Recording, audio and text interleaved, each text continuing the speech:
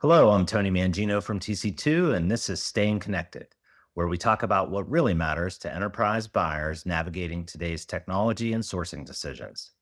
Today, we're diving into one of the biggest shifts in enterprise networking and security, Secure Access Service Edge, or as everyone calls it, SASE. Now, if you've heard the term tossed around in cloud or cybersecurity meetings but aren't sure what it actually means, you're not alone. Over the next few minutes, we're going to break down what SASE is, why it matters, and how organizations are actually putting it into practice. I'm joined today by Deb Bowling from LB3 and Brent Knight from TC2. So, Deb, let's start with the concept itself. Tell me about the background of SASE and what it is.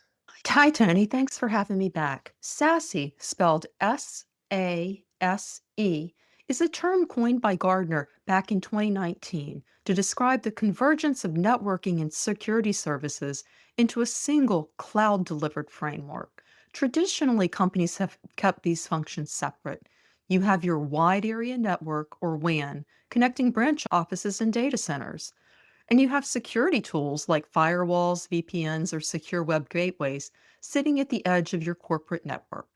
The problem is the modern enterprise doesn't look like that anymore. Employees work from anywhere, applications live in the cloud, and data can come from dozens of places. Backhauling network traffic through a central data center only to apply security controls slows everything down. And frankly, it's not secure enough for how businesses work today. That's where SASE comes in. Instead of forcing users to connect through one physical location, SASE delivers both connectivity and security directly from the cloud, wherever the user, the device, or the application happens to be. So, Brent, what are the core components of SASE?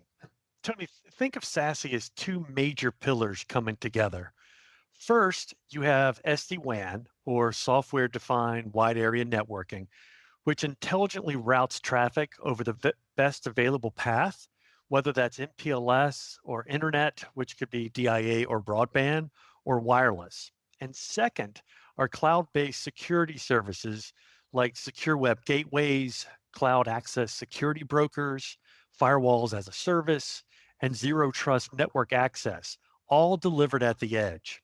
So, together, these two pillars ensure that network performance stays fast and reliable while security stays consistent no matter where users connect from. In practice, or for an example, that means an employee accessing Salesforce from a cafe in London gets the same policy enforcement as a colleague working in the New York office, and without having to route that traffic through a single choke point. This is a huge step forward from the old castle and moat security model. With SASE, the network edge isn't a fixed line around your data center, it's everywhere your users are. Deb, Brent mentioned some key service components of a SASE solution that I'd like to get a quick lesson on, what they are and what they do. Keep it high level for me. Okay, sure, Tony. As Brent mentioned, SASE isn't a single product. It's a framework that blends several technologies working together. Let me touch on the four cloud-based SASE services. SWG, or Secure Web Gateway. Think of it as your business's web bodyguard. It keeps users safe from malware, phishing, and other threats when browsing the web, making sure everyone adheres to company web use policies. CASB, Cloud Access Security Broker.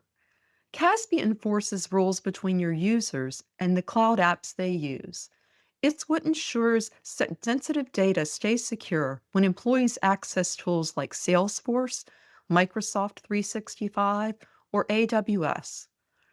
The third component is Firewall as a Service, FWASS. I would try to say it, but it would sound a little weird. WAS. Instead of physical boxes in a data center, firewall protection now runs in the cloud. These services block malicious traffic, filter content, and prevent intrusions, but without the complexity of managing physical devices across every site. ZTNA, or Zero Trust Network Access. This is the fourth, and it is a core component of SASE's security philosophy. Never trust, always verify. ZTNA means users only get access to the specific app or data they need, nothing more. It treats every connection as untrusted until proven otherwise, reducing the risk of breaches and lateral movement within a network or inside a network. Across all these components, the mission is the same: security that travels with your user, not stuck behind your data center firewalls. Okay, so Brent, what makes SASE such a big deal for large enterprise customers? Well, first, Tony, is security consistency. With a cloud delivered architecture, you can apply one unified set of security rules across every connection, whether that's the office, remote worker, or cloud application. Second is simplicity, which we all love simplicity. Instead of managing multiple vendors and hardware appliances, IT teams can rely on a single platform and dashboard for both connectivity and protection.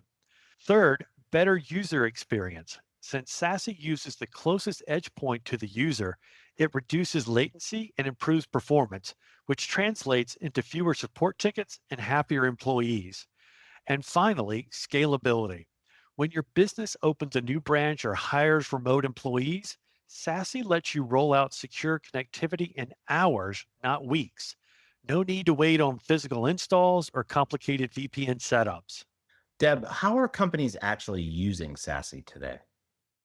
Well, Tony, many start by replacing legacy VPNs with a zero trust network access model, verifying the user identity and device posture before granting application access.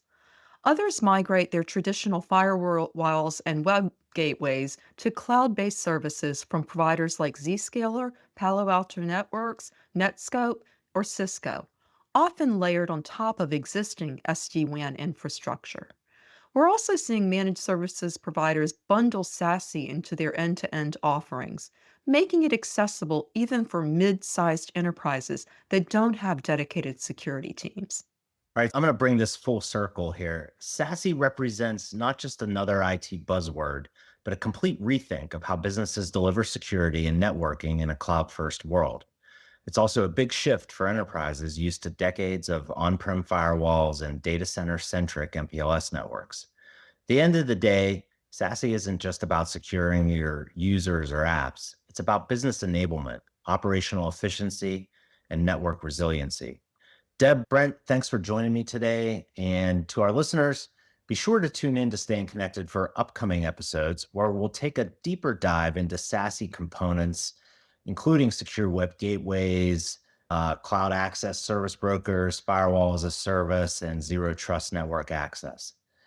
Finally, if you would like to discuss SASE and digital transformation, or if you'd like to discuss other technology strategy, sourcing, and cost reduction needs with Deb, Brent, me, or any of our LB3 and TC2 colleagues, please give us a call or shoot us an email.